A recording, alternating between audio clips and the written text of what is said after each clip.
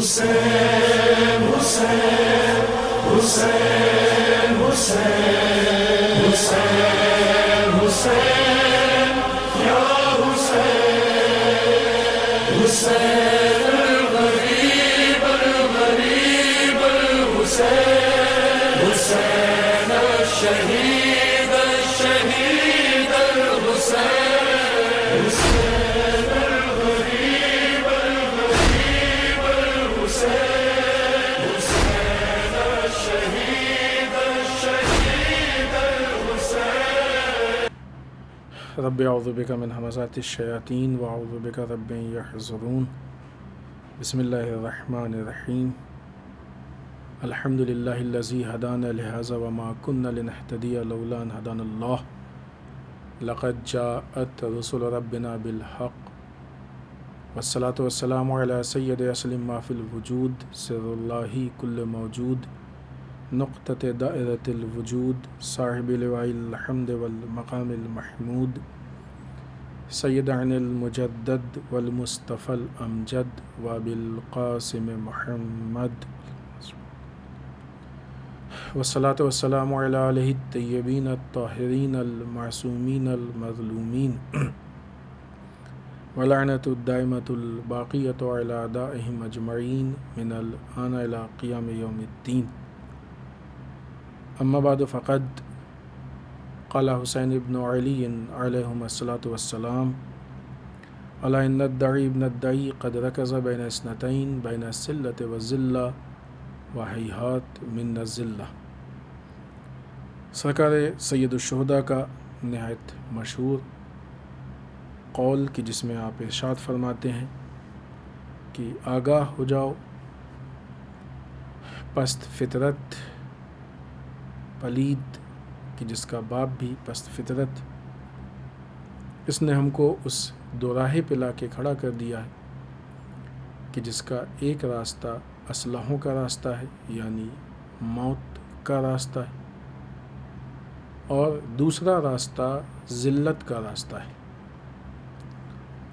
ہیہات کہ ہم ذلت سے نزدیک ہوں یا ذلت کے قریب جائیں.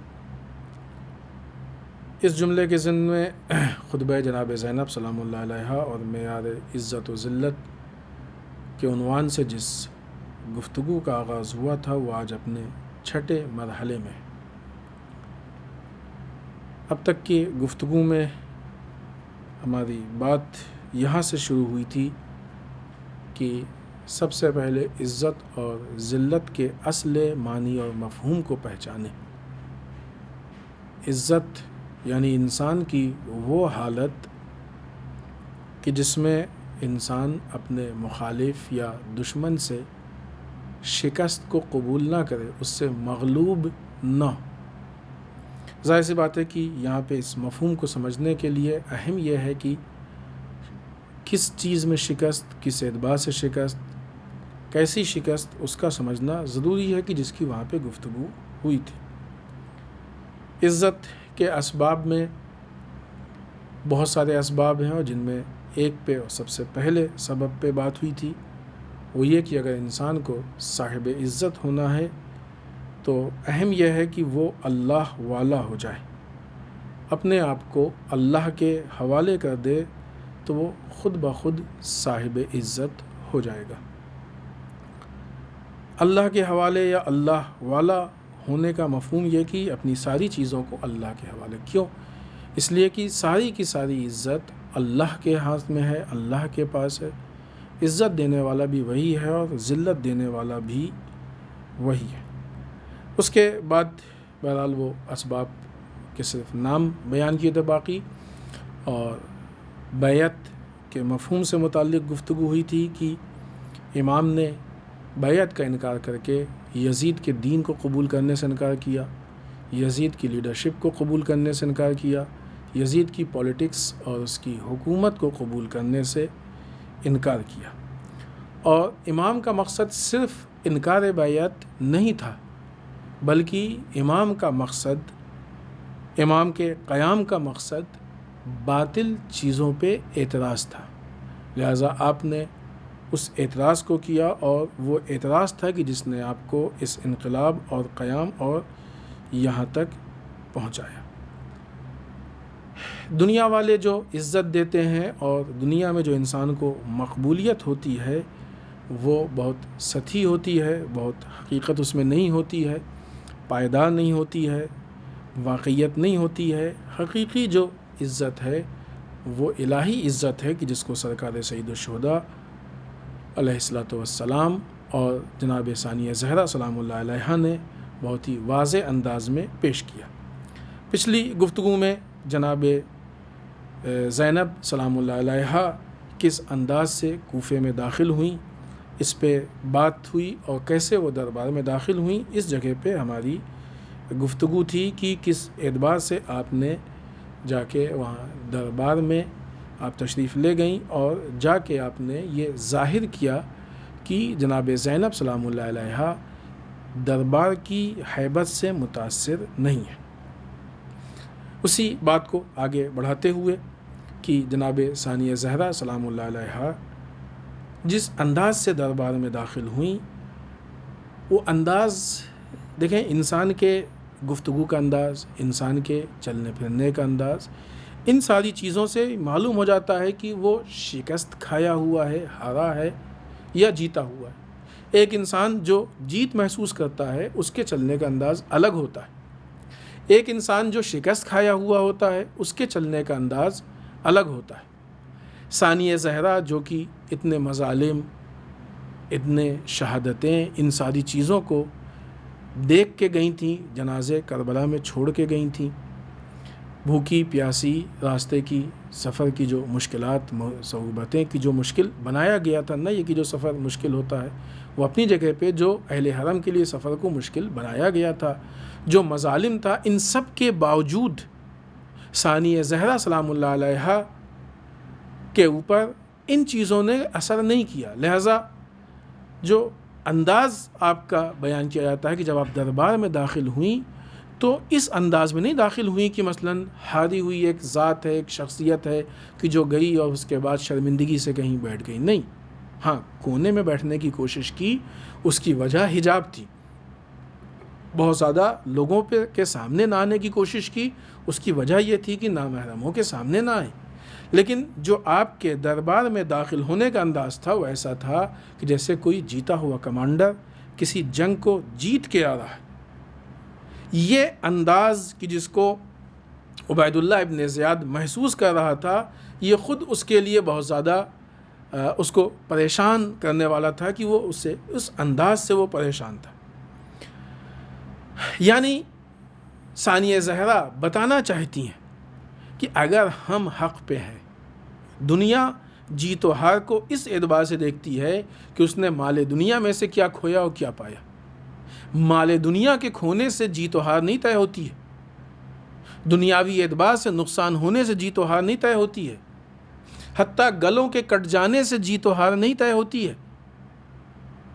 یزید، عبید اللہ ابن زیاد اپنی جیت کا جشن اس لیے منا رہے تھے کہ دنیاوی اعتبار سے انہوں نے سروں کو قلم کر لیا تھا، لہٰذا ان کو ایسا لگ رہا تھا، یہ غلط فہمی تھی کہ وہ جیت گئے، لیکن وہ نہیں جیتے ہیں، کیونکہ یہاں پہ جنگ جسموں کی جنگ نہیں تھی، یہاں پہ جنگ افکار کی جنگ تھی، اہداف کی جنگ تھی، مقاصد کی جنگ تھی۔ ثانیہ زہرا جس پروگرامنگ کے ساتھ آگے بڑھ رہی تھیں، ان کو معلوم تھا کہ جن افکار اور جن اہداف کے ساتھ آپ جا رہی ہیں، ان افکار اور اہداف کی کبھی شکست ہوتی ہی نہیں۔ ثانیہ زہرا کو معلوم تھا کہ ہمارا رشتہ اللہ کے ساتھ ہے، اللہ کے ساتھ جس کا رشتہ ہوتا ہے وہ ہمیشہ صاحب عزت ہوتا ہے، کبھی ہارتا نہیں ہے وہ۔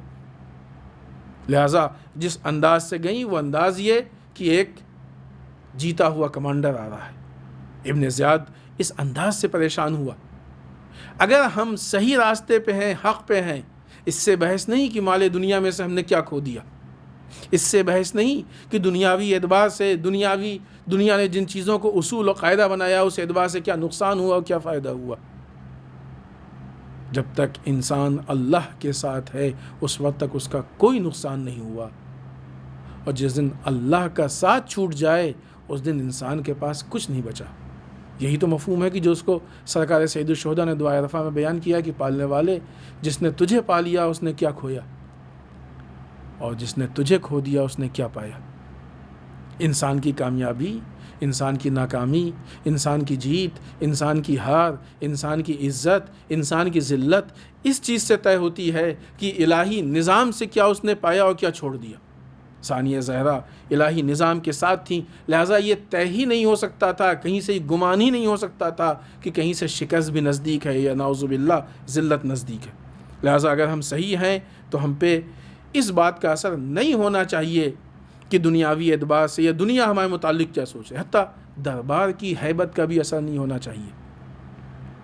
دربار کو اس انداز سے آمادہ کیا گیا تھا کہ اس کی ہیبت کا اثر اہل بیت اطہار یا اہل حرم یا اسیران کربلا پہ پڑے، لیکن ابن زیاد کی یہ ساری کوشش بیکار ثابت ہوئی۔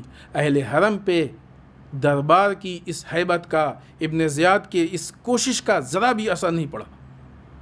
لہٰذا پھر وہ روایت جو ہم نے اس سے پہلے کی گفتگو میں پیش کی ہے، وہ بات کہ جب ابن زیاد نے پوچھا کہ یہ خاتون کون ہے،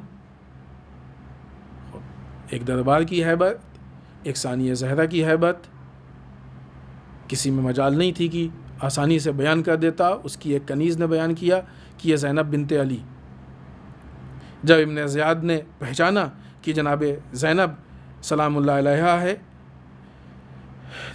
جب ابن زیاد نے پہچانا کہ جناب زینب سلام اللہ علیہا ہیں، تو ایسی صورت میں پھر اب ابن زیاد نے جناب زینب سلام اللہ علیہا سے گفتگو کرنے کی کوشش کی، بات کرنے کی کوشش کی، اور یوں کہا جائے کہ جو اس نے جناب زینب سلام اللہ علیہا کے فاتحانہ انداز، فاتحانہ چال، داخل ہونے کا انداز اور جو ہیبت کو محسوس کیا تھا، اس کے مقابلے میں چاہتا تھا کہ اپنے دل کو کچھ سکون پہنچائے، کچھ تشفی دے۔ لہٰذا اس نے اپنے دل کی تشفی کے لیے اس نے شدید انداز میں جناب زینب سلام اللہ علیہا کے احانت کی ناکام کوشش کی، اور اس کے بعد یہاں سے گفتگو شروع کی کہ اللہ کی حمد و ثنا ہے، اللہ کی تعریف ہے کہ جس نے نعوذ باللہ تم کو رسوا کیا اور قتل کیا، اور تمہارا جھوٹ نعوذ باللہ لوگوں کے سامنے آشکار ہو گیا۔ خوب ابن زیاد کو اس بات کا احساس نہیں تھا کہ جس ثانیہ زہرا کے دربار کے داخل ہونے میں اتنی ہیبت ہے، اس ثانیہ زہرا کے گفتگو میں کتنی ہیبت ہوگی۔ کیا فصاحت و بلاغت، کیا وہ مفہوم، کیا دلیلیں کہ ثانیہ زہرا نے جب اپنے گفتگو اور جواب شروع کیا، یعنی یوں کہا جائے کہ معاملہ اس جگہ پہ تھا کہ ابن زیاد جتنا اپنے معاملے کو برابر کرنا اور لیپنا اور پوتنا چاہ رہا تھا، اتنا زیادہ ذلیل ہو رہا تھا، اور یہی وہ موقع تھا کہ جہاں دنیا نے دیکھ لیا کہ کس کی عزت ہے اور کون ذلیل ہوا، کیونکہ وہ جتنی چیزیں تھیں جو ابن زیاد نے کی تھیں، عبید اللہ ابن زیاد نے، وہ کوئی بھی عزت و ذلت کے لیے معیار نہیں ہے، لیکن ثانیہ زہرا نے یہاں پہ ان چیزوں کو چھیڑا کہ جو معیار عزت ہیں یا معیار ذلت ہے۔ جب اس نے ایسا کہا کہ نعوذ باللہ اللہ کی تعریف کہ جس نے نعوذ باللہ تم کو رسوا کیا، قتل کیا، تمہارے جھوٹ کو استغفر اللہ لوگوں پہ آشکار کیا، تو یہ علی کی شیر دل بیٹی نے اسی شجاعانہ و فاتحانہ انداز سے قاطعیت کے ساتھ جواب دینا شروع کیا۔ الحمدللہ الذی اکرمنا بنبیہ محمد صلی اللہ علیہ وآلہ وسلم۔ ساری تعریفیں اس اللہ کی ہیں کہ جس نے اپنے نبی محمد صلی اللہ علیہ وآلہ وسلم کے ذریعے سے ہم کو عزت و شرافت عطا کی۔ پھر اس کے بعد وَطَهَّرْنَا مِنَ الرِّجْسِ تَطْهِيرًا، اور ہم کو ہر پلیدگی سے اس طریقے سے پاک بنایا کہ جو پاک بنانے کا حق ہے۔ انما یفتضح الفاسق ویکذب الفاجر وہو غیرنا، اور پھر اس کے بعد کہ خداوند متعال نے فاسق اور جھوٹے لوگوں کو رسوا کیا کہ جو ہمارے خاندان کے علاوہ ہیں، ہم نہیں ہیں، غیرنا ہمارے علاوہ ہیں وہ لوگ۔ یعنی ابھی گفتگو کا آغاز ہے، ابھی مراحل کا آغاز ہے، ابھی کوفے کا مرحلہ ہے۔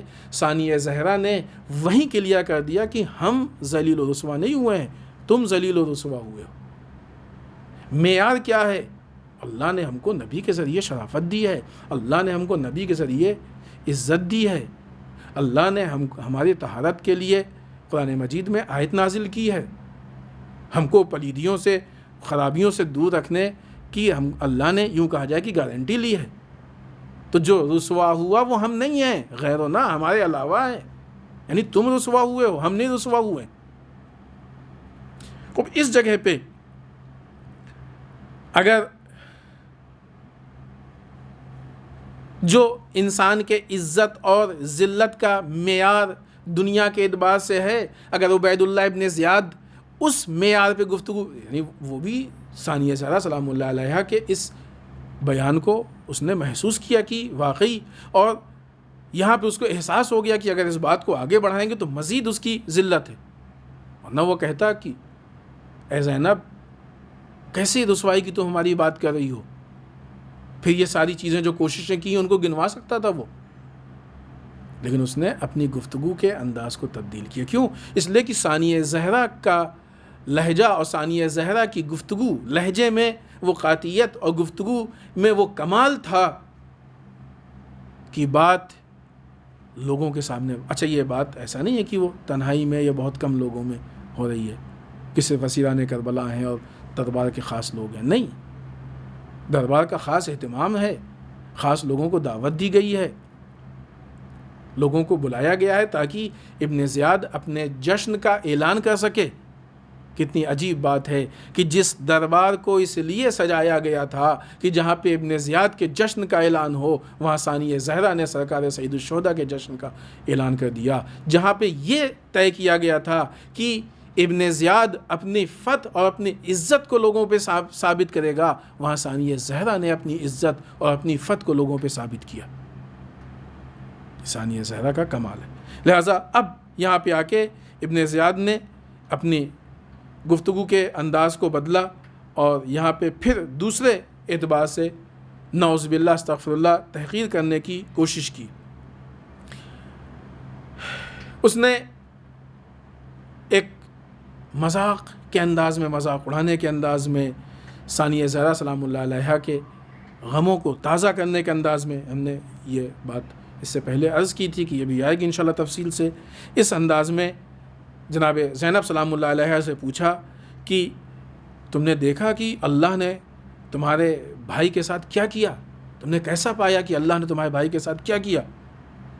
جناب زینب سلام اللہ علیہا نے نہایت رضا، دیکھیں لہجے، انسان کے لہجے سے معلوم ہوتا ہے کہ انسان کتنا راضی ہے اور کتنا پریشان ہے. نہایت رضایت مندانہ لہجے میں ثانیہ زہرا نے اس تاریخی جملے کو پیش کیا کہ جو ثانیہ زہرا کے نام سے ایسا مشہور ہوا کہ آج اس میں معرفت کے خزانے.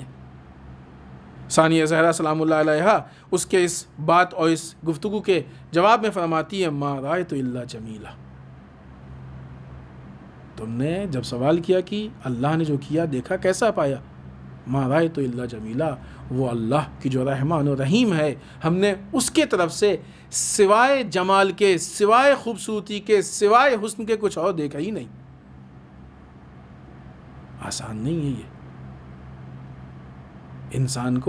انسان کا ایمان اتنا مستحکم و مضبوط ہونا چاہیے کہ وہ یہ پہچانتا ہو کہ جو کھونے والی چیزیں ہیں ان کی ویلیو کیا ہے، اور جو چیزیں ہم بچا کے لائے ہیں اور جو ہمارے پاس محفوظ ہیں ان کی ویلیو کیا ہے.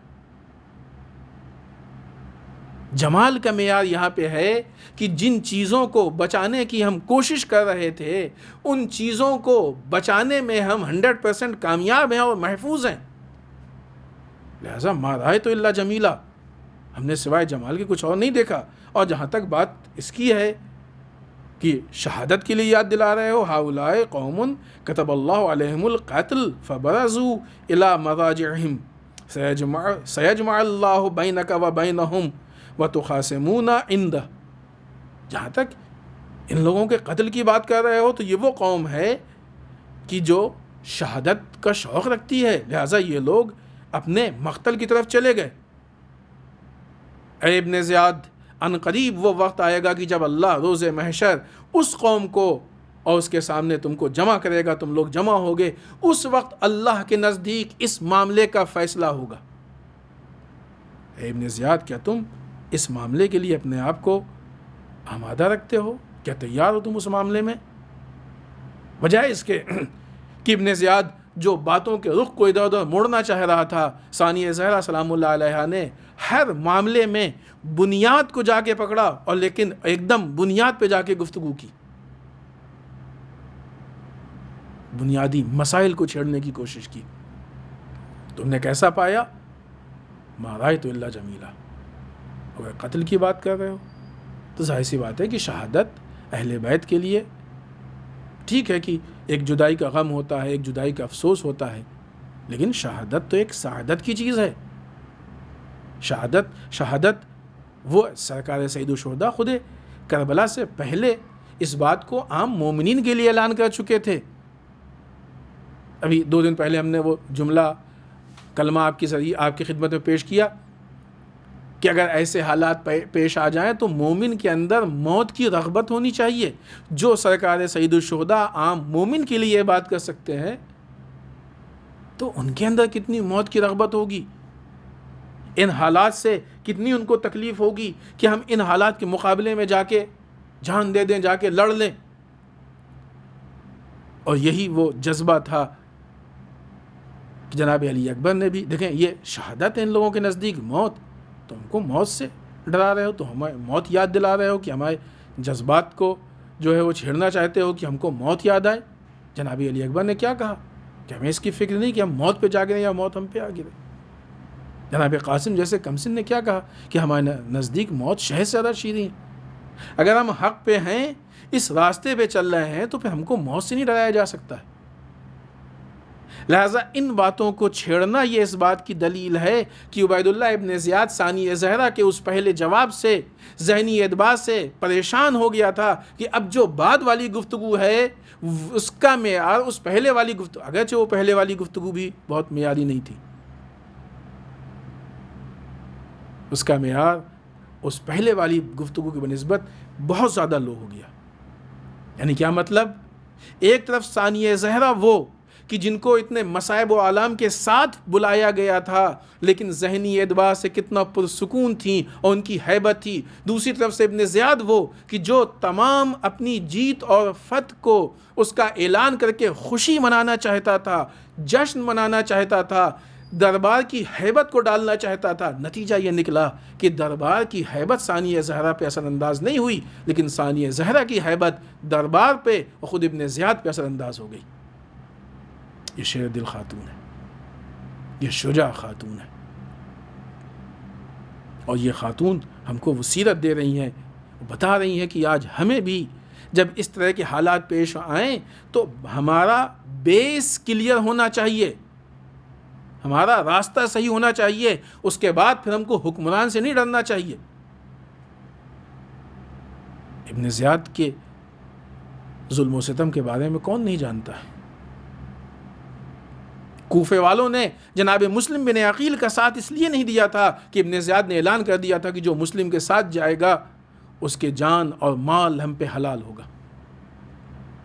کوفے والوں کو ڈر تھا، بہت سے صرف اس خوف کی وجہ سے بیٹھ گئے تھے کہ اگر ہم مسلم بن عقیل کے ساتھ گئے تو ابن زیاد جیسا خونخوار آدمی جس وقت وہ کوفے کا گورنر بن کے آیا تھا، اس نے ذرا سا بھی کچھ سوچا بھی نہیں، اور مثلا جناب ہانی جیسے افراد کو یا جن لوگوں کو وہ سمجھ رہا تھا کہ مسائل و مشکلات پیش آئیں گے، ان کو قتل کرنے میں ذرا سا بھی اس کو مشکل نہیں محسوس ہوئی۔ جناب مسلم پہ اتنے مظالم ڈھانے میں کوئی ذرا سا اس کو مشکل نہیں محسوس ہوئی، لوگوں کو گرفتار کر کے قید خانے اور زندان میں ڈالنے میں ذرا سا بھی اس کو مشکل نہیں محسوس ہوئی۔ حتیٰ لوگوں کو امام حسین علیہ السلام کے خلاف ورغلانے کے لیے جو بعض فرضی قتل کرائے گئے یا اپنی فوج کے ذریعے سے قتل کرایا گیا، اور یہ بتا کہ مثلا امام حسین کے ساتھی تاکہ لوگوں کے دلوں میں دشمنی پیدا ہو، ان بے گناہوں کو قتل کرنے میں ذرا سا بھی اس کو مشکل نہیں پیش آئی۔ ایسا ظالم و جابر، لیکن ثانیہ زہرا بتانا چاہتی ہیں کہ اگر تمہارا ایمان صحیح ہے، اگر تمہارا راستہ صحیح ہے تو تم کو ڈرنے کی ضرورت نہیں۔ آج بھی ہماری یہ ذمہ داری ہے۔ یہ مختلف روایات ہیں کہ جنہوں نے ظالم کے خلاف اور بالخصوص ظالم حکمران کے خلاف آواز اٹھانے کی بات کہی ہے۔ بہترین کام ہے کہ ظالم حکمران کے خلاف، افضل جہاد ہے کہ ظالم حکمران کے خلاف آواز اٹھایا جائے۔ یا رسول اللہ صلی اللہ علیہ وآلہ وسلم کا وہ قول کہ جس کو سرکار سید الشہداء نے نقل کیا، بہت جلدی سے مفہوم ادا کریں آپ کی خدمت میں، کہ اگر کوئی ظالم حکمران کے ظلم پہ اپنے قول اور عمل سے اعتراض نہیں کرتا ہے تو اللہ کو حق حاصل ہے کہ جہنم میں جہاں پہ اس کو بھیجے گا اسی جگہ پہ اس چپ رہنے والے کو بھیجے گا۔ یعنی ثانیہ زہرا ہاں اگر بالفرض نعوذ باللہ استغفر اللہ دربار میں خاموش بیٹھ جاتی تو پھر یہ وہ موقع ہوتا کہ جہاں پہ ذلت پذیری ہوتی، معیار عزت و ذلت کو پہچانے۔ ظلم کے خلاف بولنا ذلت نہیں ہے، ظلم کو قبول کر لینا ذلت ہے۔ لہٰذا وہ لوگ کی جو ظالم لوگوں کی چاپلوسی کرتے ہیں، یہ بات عرض بھی ہو چکی ہے، پھر بیان کریں، وہ لوگ کی جو ظالم لوگوں کی چاپلوسی کرتے ہیں، چاہے وہ آج ہی کیوں نہ کر رہے ہوں، یعنی آج کے زمانے میں کر رہے ہوں، وہ ذلیل ہیں۔ ان کو ایسا لگتا ہے کہ ہم حکمران سے نزدیک ہو کے عزت حاصل کر رہے ہیں، غلط فہمی ہے ان کی، ذلیل ہیں وہ۔ ظالموں سے عزت تھوڑی ملتی ہے، عزت تو اللہ کے پاس ہے، اللہ سے ملتی ہے۔ اگر کوئی اللہ کو چھوڑ کے ظالموں کی پناہ میں آ جائے تو اس کو عزت نہیں ملتی ہے۔ ثانیہ زہرا کا یہ انداز، ثانیہ زہرا کا یہ بیان، ثانیہ زہرا کی یہ ہیبت، ثانیہ زہرا کی یہ شجاعت، یہ ہم کو درس دیتی ہے، ہم کو اپنی ذمہ داریوں کا احساس دلاتی ہے کہ ہم کس طریقے سے ظالم سے پیش آئیں۔ خوب یہ بھی ایک روش ہے کہ جب ظلم ہمارے سامنے آنے لگے تو اس وقت ہماری ذمہ داری کیا ہے۔ ایسا تو نہیں ہے کہ ہم پورے سال بات کریں کہ ظلم کے خلاف بولنا چاہیے، امام حسین نے ظلم کے خلاف جان دے دی، اور جب ہمارے سامنے حالات پیش آ جائیں تو ہم خاموش ہو کے بیٹھ جائیں یا جا کے چاپلوسی کرنے لگے۔ نہیں، جو باتیں ہیں کربلا کی اس پہ عمل کرنا، یہ اس بات کی دلیل ہے کہ ہم کربلا والے۔ پھر اس کے بعد ثانیہ زہرا نے، وقت بڑھ رہا ہے، ہم آپ کی بات کو آگے پیش کرتے ہیں۔ ثانیہ زہرا نے ابن زیاد کو مخاطب کر کے بعض باتیں کہیں، اس میں سے کچھ ہم آپ کی خدمت میں جلدی سے پیش کرتے ہیں۔ اے مرجانہ کے لڑکے، یہ انداز ہے کسی کو پکارنے کا۔ عرب میں جب کسی کو پکارا جاتا ہے تو وہ انداز بتاتا ہے کہ یہ سامنے والے کی رسپیکٹ کر رہا ہے یا اس کو قابل احترام نہیں سمجھتا۔ یہ انداز بتا رہا ہے کہ ثانیہ زہرا سلام اللہ علیہا اس کو قابل احترام نہیں سمجھ رہی۔ شروع سے جتنی چیزیں ہیں اس میں ثانیہ زہرا سلام اللہ علیہا یہ ثابت بھی کر رہی ہیں کہ ہم صاحب عزت ہیں، ہمارے پاس عزت ہے، اور یہ بھی ثابت کر رہی ہیں کہ ابن زیاد ذلیل ہے، اور ان سارے معاملات پہ نہ خود ابن زیاد اعتراض کر رہا ہے نہ دربار والے اعتراض کر رہے ہیں۔ اس کا مطلب کہ ثانیہ زہرا کی بات یہاں تک بھی اور اس کے آگے بھی لوگوں کے لیے اتنا کلیئر ہے، اب اس سے زیادہ عزت اور ذلت کا واضح اور کھلا ہوا معیار یا اس کی دلیل کیا ہو سکتی ہے؟ جن چیزوں کو بھی عزت اور ذلت کے لیے یا عزت کے لیے دنیا والے معیار بناتے ہیں، چاہے وہ دولت ہو، چاہے وہ عہدہ ہو، چاہے وہ طاقت ہو، چاہے وہ مین پاور ہو، چاہے وہ دنیاوی اور ظاہری ہیبت ہو، چاہے وہ لوگوں کا جمع ہونا ہو، چاہے وہ آس پاس دوسرے لوگوں کو بلا کے اور اپنی تعداد کو زیادہ بتانا ہو، جتنی چیزیں ہیں یہ ساری چیزیں ابن زیاد اور یزید نے جمع کر لی تھی۔ اور دنیا جن چیزوں کو نعوذ باللہ ذلت کا سبب سمجھتی ہے، ان ساری چیزوں کو اہل بیت کے ساتھ کرنے کی کوشش کر چکے تھے، لیکن اس کے باوجود بھی تاریخ گواہ ہے، نہ یہ کہ آج، اس وقت بھی لوگوں کی نگاہ میں اہل بیت ہی صاحب عزت تھے اور ابن زیاد و یزید ذلیل تھے۔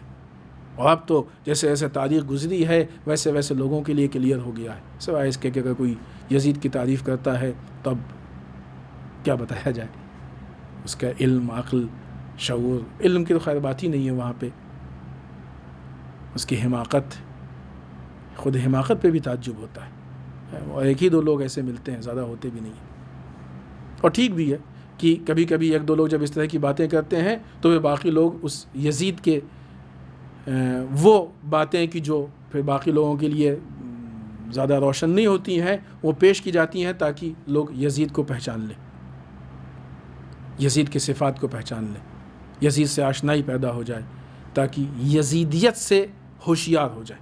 خب یہ مستقل ایک گفتگو ہے۔ اے مرجانہ کے بیٹے، یہ انداز بتا رہا ہے کہ ثانیہ زہرا اس کی رسپیکٹ نہیں کر رہی ہیں، اس کا احترام نہیں کر رہی ہیں۔ اس دن روز محشر، اس سے پہلے کہا تھا نا کہ اللہ بہت جلدی تم کو ان لوگوں کے ساتھ جمع کرے گا اور پھر اللہ کے سامنے اس چیز کا فیصلہ ہوگا۔ اے مرجانہ کے بیٹے، اس دن تم اپنے اس عظیم گناہ کا کیا جواب دو گے؟ ایک چیز اور ذہن میں رہے، یہ جو حکمران اور گورنر ہیں، جب بھی یہ اپنی کسی چیز کو پیش کرتے تھے، کچھ کام کرتے تھے، تو ہمیشہ معاشرے کے سامنے یہ ثابت کرنے کی کوشش کرتے تھے کہ یہ عین دین کے مطابق ہے۔ لہٰذا سرکار سید الشہداء کو لے کے ایک بہت بڑا نگیٹو پروپیگنڈا یہ بھی تھا، جو کوفے میں بھی تھا اور شام میں بھی تھا، کہ یہ نعوذ باللہ دین کے اعتبار سے خارجی ہیں، انہوں نے خروج کیا ہے، لہٰذا واجب القتل ہیں۔ اور یہی کوفے کا مفتی کی جو روایات ہیں، قاضی شرح، جس نے سرکار سید الشہداء کے قتل کا فتویٰ دیا تھا، اس مسئلے کو مذہبی بنا کے پیش کیا گیا تھا۔ ثانیہ زہرا، آپ کا کلام وہ جامع کلام ہے، اور یقیناً ہم ثانیہ زہرا کے کلام کی توضیح کے لیے جو گفتگو کر رہے ہیں یہ بہت محدود ہے، بہت کم ہے، کیونکہ ان مجالس میں اور مختصر گفتگو میں اس سے زیادہ ممکن بھی نہیں ہے، نہ یہ کہ اس سے زیادہ اتنی ہی مکمل ہو جائے تو بہت بڑی بات ہے، ورنہ اس گہرائی سے اس کو سمجھنے کی ضرورت ہے کہ جو اس وقت کے حالات تھے، جو اس وقت حالات بنائے گئے تھے، لوگوں کے سامنے حالات پیش کیے گئے تھے، ان ساری چیزوں کو ذہن میں رکھ کے ثانیہ زہرا نے جب گفتگو شروع کی، تاکہ کوفے والوں کے لیے وہ سارے مسائل کلیئر ہو جائیں جو مسائل پیش کیے گئے تھے۔ یہ اور بات ہے کہ یہ کوفے والوں کی حماقت تھی کہ انہوں نے کیسے اس بات کو سمجھ لیا کہ یہ سارے معاملات دینی اعتبار سے، لیکن تھے ایسے کچھ لوگ، سب نہیں تھے لیکن کچھ ایسے تھے کہ جو اس کو مذہبی ذمہ داری سمجھ رہے تھے۔ ثانیہ زہرا نے اس طریقے سے گفتگو کے آغاز سے اپنے کو نسبت دی کہ ہم رسول اللہ صلی اللہ علیہ وآلہ وسلم سے ہم کو عزت و شرافت ملی۔ آیت تطہیر کی جو نسبت تھی اس کو پیش کیا، ابن زیاد کے ذلت کو لوگوں کے سامنے پیش کیا کہ ذلیل ہے، پھر اس کے بعد لوگوں کے سامنے روز محشر کو یاد دلایا کہ جب جمع ہوں گے وہ قوم کی جو قتل کی گئی ہے تمہارے ساتھ، پھر اس کے بعد کہا کہ اے مرجانہ کے بیٹے، آج کے جو لہجہ ہے اس کے اعتبار سے کہا جائے اے مرجانہ کی اولاد، اگرچہ اولاد ایک سے زیادہ کے لیے ہے لیکن بہرحال ابھی عموماً ایک کے لیے استعمال ہوتا ہے، اور یہاں پہ اس ایسے جگہوں پہ یہی لہجہ استعمال ہوتا ہے، اے مرجانہ کی اولاد، اس دن تم کس طریقے سے اپنے اس عظیم گناہ کا جواب دو گے؟ یعنی کوفے والوں کے لیے جو بات کہی گئی تھی، دیکھیں پورا دربار بھرا ہے، بڑے بڑے سردار موجود ہیں، قبائل کے سردار موجود ہیں، تقریباً یوں کہہ سکتے ہیں کہ پورا کوفہ یہاں پہ جمع ہے۔ اس بار سب تو نہیں آ سکتے، لیکن مثلا اگر ایک قبیلے کا سردار موجود ہے تو اس کا مطلب کہ اس کے پیچھے پورا قبیلہ موجود ہے۔ تو جہاں پہ سرکار سید الشہداء کے قتل کو ایک مذہبی ذمہ داری یا مذہبی اعتبار سے پیش کیا گیا تھا، وہاں ثانیہ زہرا کا یہ کہنا کہ تم اپنے اس عظیم گناہ، اتنے بڑے گناہ کا کیسے جواب دو گے؟ ابھی تک جو ابن زیاد سرکار سید الشہداء کے قتل کو دین کی ذمہ داری بتا رہا تھا، ثانیہ زہرا نے دربار میں آ کے بتا دیا کہ یہ دین نہیں ہے، یہ گناہ ہے، یعنی تخت پہ بیٹھا ہوا ابن زیاد گنہگار ہے۔ کتنا ایک ایک مسئلے کو، ایک ایک معاملے کو کلیئر کرتی ہوئی ثانیہ زہرا بڑھ رہی ہیں، اور مسئلہ صرف گناہ تک نہیں ہے، تم کیسے اس گناہ کا جواب دو گے؟ یعنی یہ وہ گناہ ہے کہ جس کے پاس تمہارے لیے کوئی توجیہ نہیں موجود ہے، جس کا تمہارے پاس کوئی جواب نہیں موجود ہے، تم کیسے اپنے اس گناہ کا جواب دو گے؟ تمہاری ماں تیرے غم میں بیٹھے۔ یہ پھر وہی لہجہ ہے کہ جو اس بات کو پیش کرتا ہے کہ اس گفتگو اور یا جو اس طرح کی گفتگو ہے، ان گفتگو کے نتیجے میں عبید اللہ ابن زیاد کی سران کوفہ کے سامنے اتنی سخت تحقیر ہوئی، اتنی سخت بے عزتی ہوئی کہ ابن زیاد کی شاید زندگی میں یقیناً کبھی بھی اس کی اتنی بے عزتی یا اس کی توہین نہیں ہوئی ہوگی۔ لہٰذا ثانیہ زہرا کا یہ بیان، یہ گفتگو جس نے بہت سارے مسائل اور مشکلات کو کلیئر کیا، پھر اپنی بات کو اور بی آگے بڑھاتی ہیں۔ ایک آدھ دو جملہ عرض کریں اور خطبے کے بعض پوائنٹس، اور وقت بھی زیادہ ہو رہا ہے، اپنی بات کو ختم کرتے ہیں۔ اے مرجانہ کے بیٹے، مرجانہ کی اولاد، ہمارے جان کی قسم، تم نے ہمارے لڑکوں کو قتل کیا ہے، ہمارے عورتوں کی تم نے بے احترامی کی ہے، جس کو دنیا یہ سمجھتی ہے۔ ابن زیاد نے یہ جو اسیروں کے قافلے کو اس انداز سے کوفے میں گھمایا تھا، تو وہ یہ سمجھ رہا تھا کہ نعوذ باللہ اس سے ان کی بے عزتی ہوگی۔ نہیں، یہ بے عزتی نہیں ہے، یہ ابن زیاد کی طرف سے بے احترامی ہے، فرق ہے۔ بے عزتی کسی کی، ابھی جو عزت و ذلت کا معیار ہے،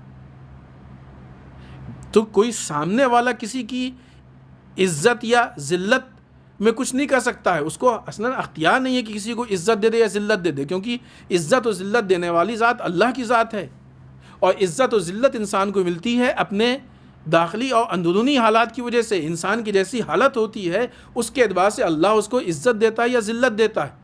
تو اگر نعوذ باللہ کوئی ذلیل ہے تو اس کی اپنی غلطی ہے۔ اہل بیت نعوذ باللہ ذلیل نہیں ہے، اہل بیت صاحب عزت ہیں۔ ابن زیاد اور یزید یہ سمجھ رہے تھے کہ انہوں نے بے عزت کیا ہے، بے عزت وہ کر ہی نہیں سکتے تھے۔ نہ ابن زیاد کی اوقات تھی کہ وہ اہل بیت کو، اہل حرم کو بے عزت کرے، نہ یزید کی اوقات تھی کہ وہ بے عزت کرتا۔ پھر بے احترامی کی، بے احترامی کیا کہ اگر کوئی ایسی ذات ہو کہ جو احترام کی مستحق ہو، اگر اس کا احترام نہ کیا جائے تو یہ اس کی غلطی نہیں ہے، احترام نہ کرنے والے کی غلطی ہے۔ عزت کے معاملے میں غلطی کس کی ہے؟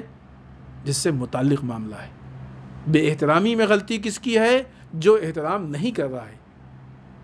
اے ابن زیاد، تم نے ہمارے عورتوں کی بے احترامی کی ہے، یعنی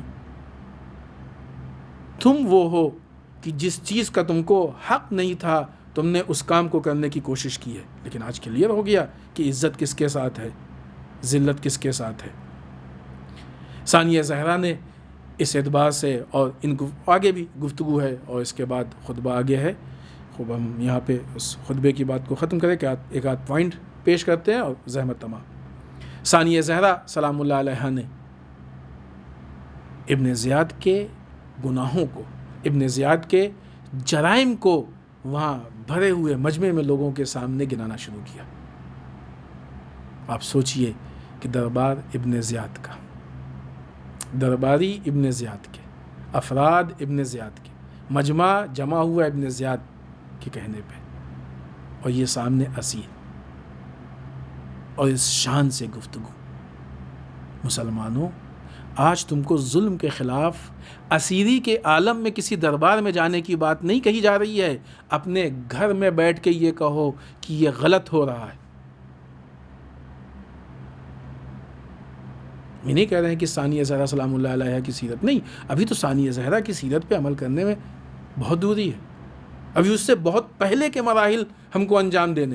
اگر آج غلط دیکھ رہے ہیں، چاہے وہ ہم اسرائیل کا ظلم دیکھیں، چاہے ہم یمن پہ سعودیہ کا ظلم دیکھیں، یا دنیا میں کہیں بھی، اور چاہے اپنے ملک میں ہم حکومت کے مظالم کو دیکھیں، چاہے وہ مسلمانوں پہ ہو رہے ہوں یا نان مسلم پہ ہو رہے ہوں، ظلم ہوتا ہے چاہے کسی پہ ہو۔ مذہبی تعصب پیدا کرنا یہ فتنہ گروں کا کام ہوا کرتا ہے، کہ جو کام آج کل بہت زیادہ یہ میڈیا انجام دے رہا ہے۔ ظلم کے خلاف آواز اٹھانا یہ ہر شریف اور عزت دار انسان کی ذمہ داری ہے، اور انسان کے معیار عزت و ذلت یہی ہے کہ وہ ظلم کے خلاف آواز اٹھاتا ہے کہ نہیں۔ اگر ظلم کے خلاف آواز اٹھا رہا ہے تو صاحب عزت ہے، ورنہ وہ بھی ذلیل ہے اسی ظلم کرنے والے کی طریقے سے،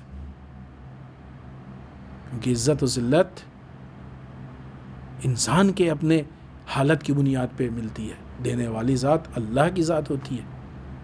عزت اللہ دیتا ہے، ذلت اللہ دیتا ہے، تو عز من تشاء تو ذل من تشاء، جس کو چاہتا ہے وہ عزت دیتا ہے، جس کو چاہتا ہے وہ ذلت دیتا ہے، یعنی انسان کے حالات کو دیکھ کے عزت و ذلت دی جاتی ہے۔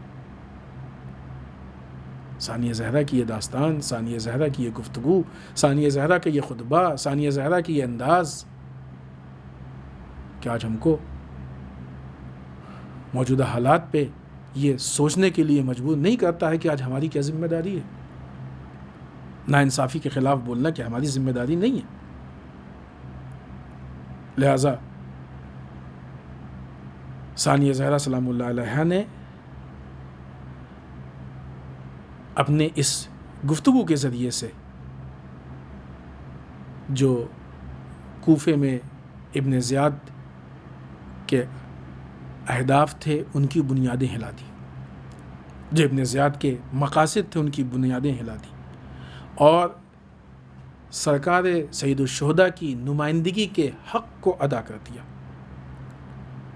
کوفے میں جو بھی اہتمام کیا گیا تھا، اس اہتمام کا مقصد یہ تھا کہ سرکار سید الشہداء علیہ الصلوۃ والسلام کی شخصیت کو خراب کیا جائے، آپ کی شخصیت کو تبدیل کیا جائے، سرکار سید الشہداء کے تحریک اور اہداف و مقاصد کو بدلا جائے۔ کل بھی ہم نے اشارہ کیا تھا اس کی طرف، یہ اس کی کوشش تھی۔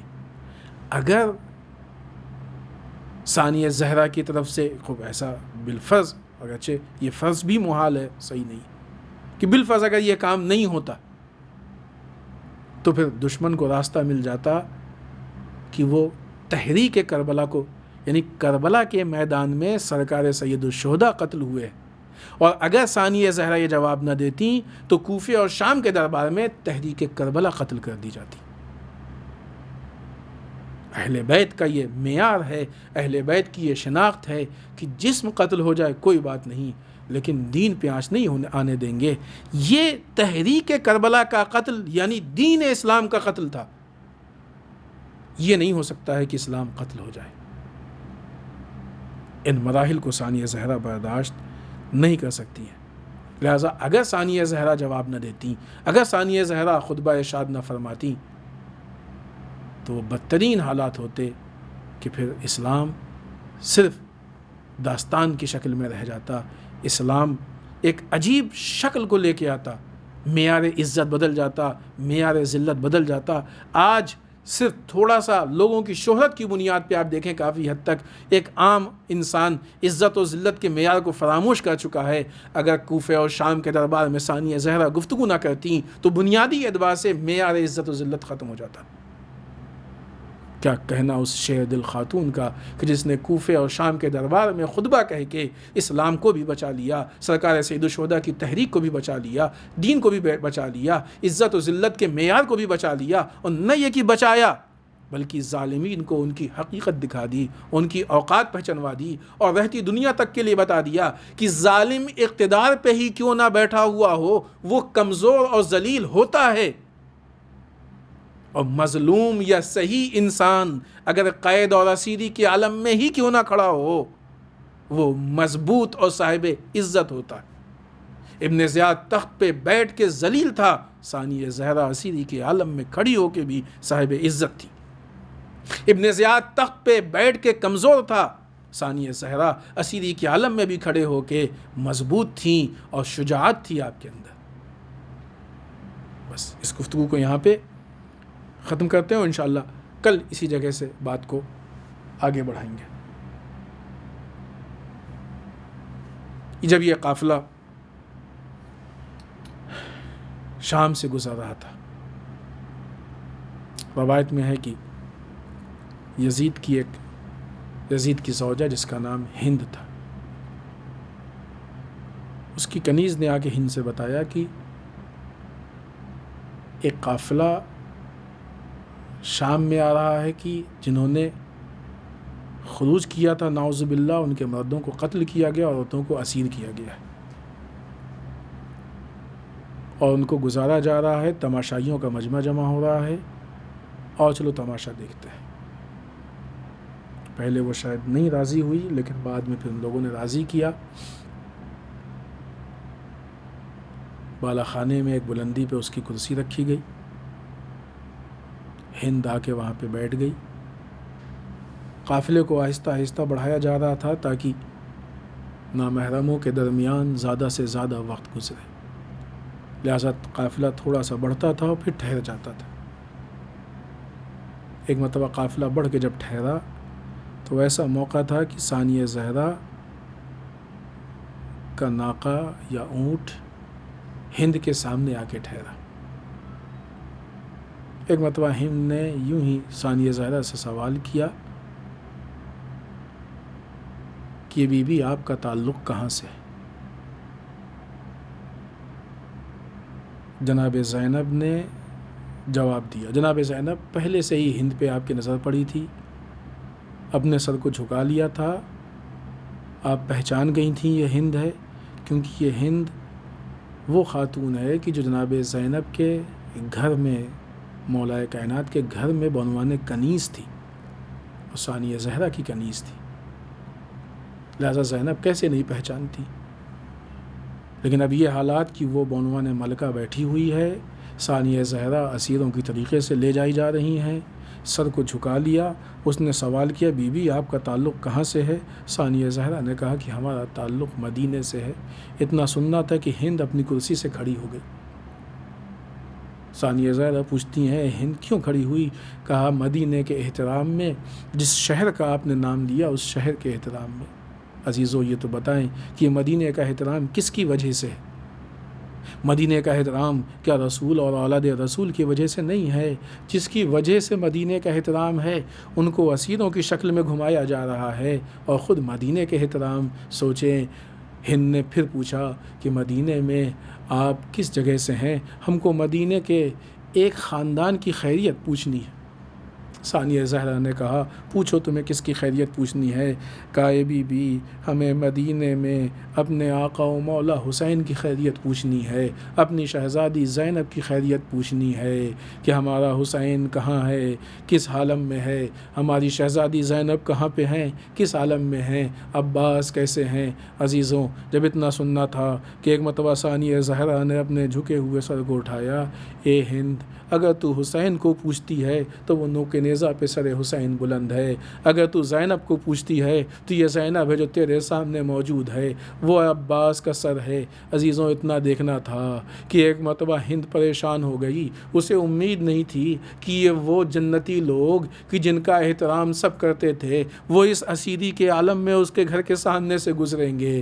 عزیزوں روایت میں ہے کہ ایک مرتبہ سر سے اپنی چادر کو اتار کے پھینکا، دوڑتی ہوئی دربار میں یزید کے سامنے گئی۔ اب جو یزید نے اپنی بیوی کو یوں آتے دیکھا، اپنے تخت پہ کھڑا ہوا، اپنی عبا اتار کے اس کے سر پہ ڈالا، ایک بار ناراض ہوئی، اے یزید تجھے شرم نہیں آتی؟ اہل بیت اطہار کو بغیر چادر کے دیار بدیار گھما رہا ہے، تجھے اپنی بیوی کے پردے کی اتنی فکر ہے؟ یہ کیا غضب کر دیا تو نے، کن لوگوں پہ یہ ظلم ڈھا دیا۔ انا للہ و انا الیہ راجعون، بذنب قضاہ و تسلیما لامرہ۔